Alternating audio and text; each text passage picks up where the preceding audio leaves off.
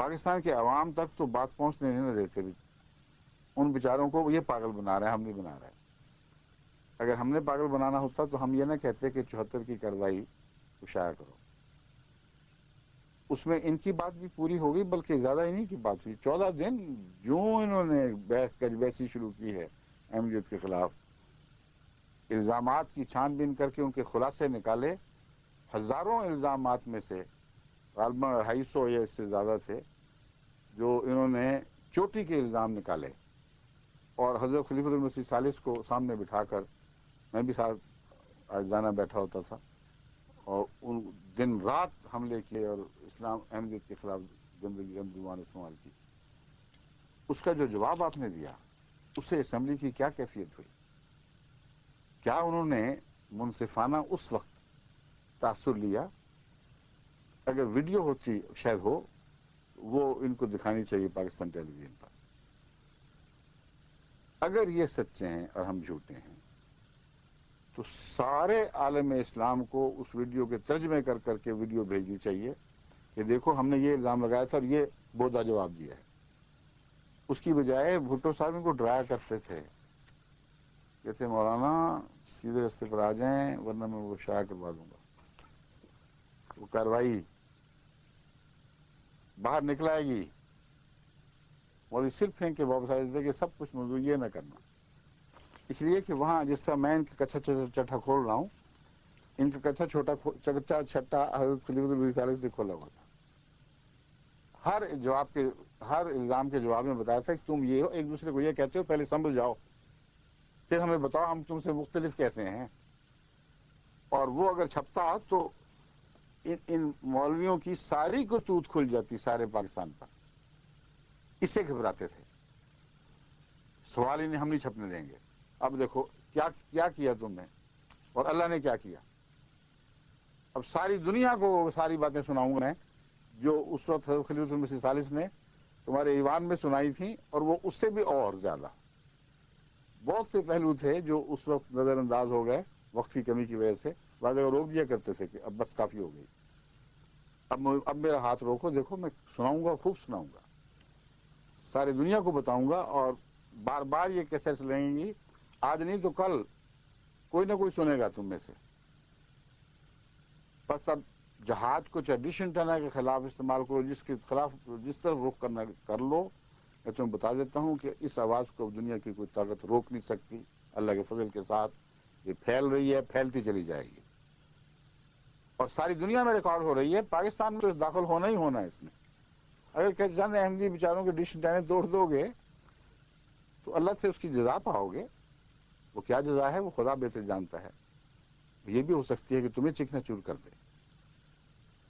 ان معصوموں کے دل توڑنے والوں کو خدا پھر یہی کیا کرتا ہے کہ ان کو ریزہ ریزہ کر دیتا ہے جو معصوم لوگوں کے دل توڑتے ہیں۔ مگر یہ میں نہیں چاہتا، میں تو تمہارے لیے دعا کرتا ہوں، اللہ تمہیں ہدایت دے، عقل دے، سمجھ دے، اللہ تمہیں عذاب سے بچائے، میری تو یہ دعا ہے۔ مگر تم زندگی کے فتوے جاری کرنے میں جو شعر ہو رہے تھے، اب سن تو لو کہ زندگی کون کون ہے۔ عالم اسلام میں ثابت شدہ زندگی اول نمبر پہ حضرت امام ابو حنیفہ۔ سب سے پہلے اسلامی تاریخ میں جس بزرگ پاک پر فتویٰ زندگی کا دیا گیا وہ حضرت ابو حنیفہ ہیں۔ ابو حنیفہ کا طریق سری خلاف قرآن ہے۔ ابو حنیفہ باغی تھا، بغاوت ہی میں مر گیا، نعوذ باللہ من ذالک۔ ابو حنیفہ کی تاریخ ولادت سگ ہے۔ انا للہ و انا الیہ۔ سگ لفظ کتے کو کہتے ہیں سگ، تو انہوں نے کہا کہ ان کی ولادت کی تاریخ دیکھنی ہو تو لفظ سگ میں ہے۔ اب لفظ خنزیر میں بھی بے شمار لوگوں کی، بزرگوں کی تاریخ ولادت ہوگی، لفظ کتا میں ہوگی۔ ہر سال لوگ پیدا ہو ہی رہے ہیں، ان میں سے بڑے بڑے بزرگ بھی پیدا ہوتے ہیں۔ کیسی جاہلانہ بات ہے۔ اور کہتے ہیں ابو حنیفہ سے بڑھ کر کوئی مسلمانوں میں رذیل اور منحوس نہیں گزرا۔ حالانکہ تمام مفتیان دین میں سب سے بڑا مرتبہ اگر کسی کو نصیب ہوا تو امام ابو حنیفہ کو نصیب ہوا ہے۔ اتنی وسیع تعداد میں مسلمانوں نے کسی کے فتووں کے سامنے سر نہیں جھکایا، اور اس کثرت کے ساتھ کسی اور بزرگ مفتی کی عزت نہیں ہوئی جیسے حضرت امام ابو حنیفہ کی ہوئی ہے. ان کے متعلق یہ لکھ رہے ہیں کہ وہ نعوذ باللہ من ذالک زندیق تھے اور یہ سب کچھ تھے. حضرت محمد الفقی وفات قبل 193 ہجری، یہ بھی ابتدائی ہیں. موجم المؤلفین مؤلفہ عمر رضا کہالہ مطبوعہ دمشق میں لکھا ہے. یہ ان کے لکھا ہے ان کے مراتب بیان کرنے کے بعد کہ ادیب تھے، فقیہ تھے، کاتب تھے، خطیب تھے، متکلم تھے، فقیہ بزرگ تھے. برامکہ ان کا اعزاز و اکرام کرتے تھے.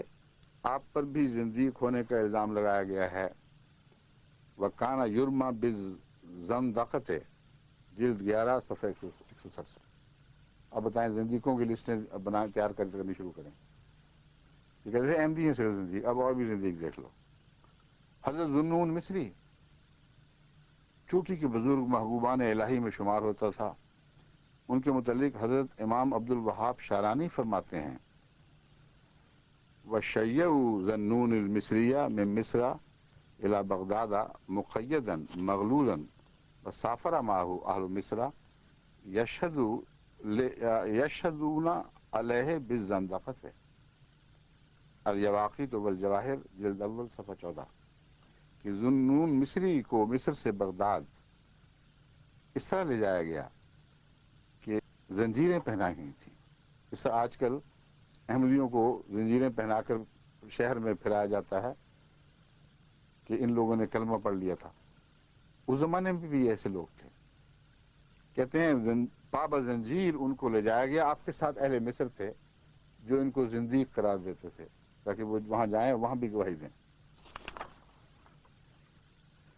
حضرت احمد راوندی ولادت 205 ہجری وفات 298 ہجری. علامہ عمر رضا کوحالہ لکھتے ہیں حضرت احمد بن یحییٰ بن اسحاق بغدادی المعروف راوندی عالم و متکلم تھے. آپ پر الحاد، کفر اور زندقہ کا الزام لگایا گیا.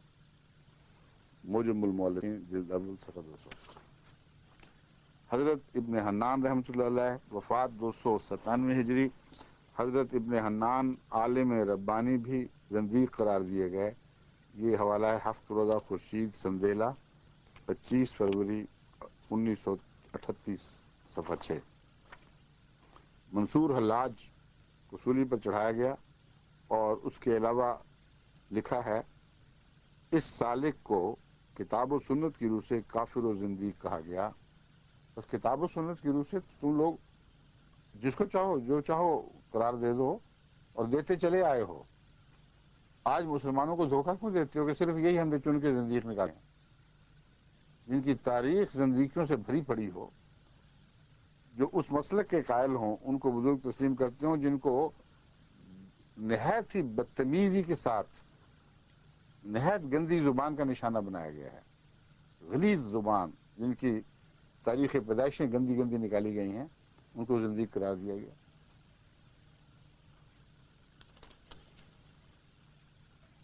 حضرت امام غزالی رحمۃ اللہ علیہ کریں گے ان کی باری آ گئی. ولادت 450 ہجری وفات 505. الغزالی مؤلفہ علامہ شبلی نعمانی. ان کے مجھے کہتے ہیں اس کے ساتھ امام صاحب کی اور تصنیفات کے مطالب بھی الٹ پلٹ کر بیان کیے اور دعویٰ کیا کہ غزالی کے عقائد زندیقانہ اور ملحدانہ ہیں. عمومی میں بیٹھے ہوں گے مولوی صاحب شاید ہمارا لوگوں کو تو روکتے ہیں، آپ چھپ چھپ کے دیکھتے بھی ہیں. اگر بیٹھے ہوں تو زندیقوں کی فہرست اپنی تیار کرنا شروع کر دیں. اگلی کتاب میں غلطی ہو گئی ہوگی آپ سے کوئی حرج نہیں، اگلی کتاب میں اصلاح کر لینا. حضرت اپنے امام ابو حنیفہ، امام غزالی وغیرہ ان کے بغیر تو پھر وہ فہرست سجے گی نہیں نا. اتنے بڑے بڑے مراتب والے بزرگ اس فہرست سے فارغ خارج کرا دیے جائیں تو جائز نہیں لگتا آپ کے نزدیک. حضرت شیخ ابو الحسن شاذلی رحمۃ اللہ علیہ بلاد مغرب کے رہنے والے مشائخ کبار میں سے تھے. آپ پر بھی زندقہ کا الزام لگایا گیا. الیواقیت والجواہر جلد 9 صفحہ 712.